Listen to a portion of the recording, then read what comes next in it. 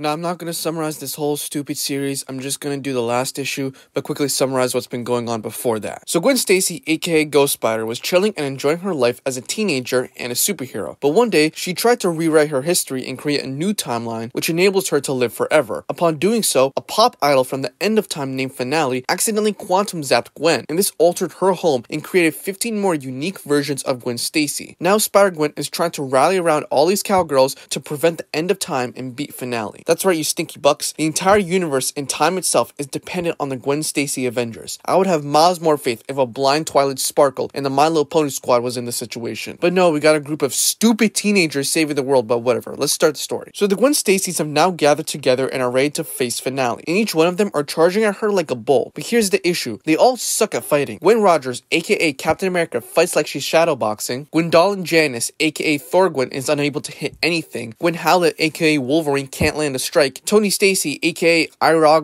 Gwen, she just sucks, alongside Gwen Stacy, aka Nightbird, and of course Ghost Spider. But like I said, they just can't beat Finale. They literally have a better chance at passing the SAT without studying than landing a punch. In fact, they're getting beaten so badly, Finale literally killed Wolverine, and she's lying there with only her skeleton on the ground. But here's the issue with them fighting. They're going against Finale one-on-one. They're not working together as a team, because in past issues, these girls could not get along at all. They're literally working together because they need to, not because they want to. Ghost Spider realizes this and understands that the reason why they can't get along is because of guilt. Even when she wears this suit, she feels she's doing more harm than good, and this is the case with every single one of these Gwens. They have low self-esteem, they feel guilty, and that's why they act like Karens to each other in hopes that they could get the job done. So right when Finale was about to pop Nightbird's head off her spine, Ghost Spider webs her up and tells everyone that they need to clench their thighs and pucker up. The entire weight of the world does not need to rest and drill into their shoulders. Just learn to forgive yourself and everything will be dandy. So that's what they do. They all forget that they are useless pieces of harmful garbage and remember that they are superheroes and yell out a huge and corny Gwen-verse assemble and prepare to send Finale into the yucky pits of hell. They quickly steamroll this chuckle nut, but once Finale starts to realize that she's a useless piece of garbage, she starts breaking the multiverse, and she quickly realizes what she's done. But this dumb Sasquatch doesn't know what to do now. None of the Gwens knew what to do, except one thing. Nightbird saw something called a finalizer, which enables people to travel through time, and they want to use it to travel back in time before Finale started going on a rampage, but they have no fuel to power the machine. The only way they could turn this on is if all the Gwens, except for Ghost Spider, sacrifice themselves.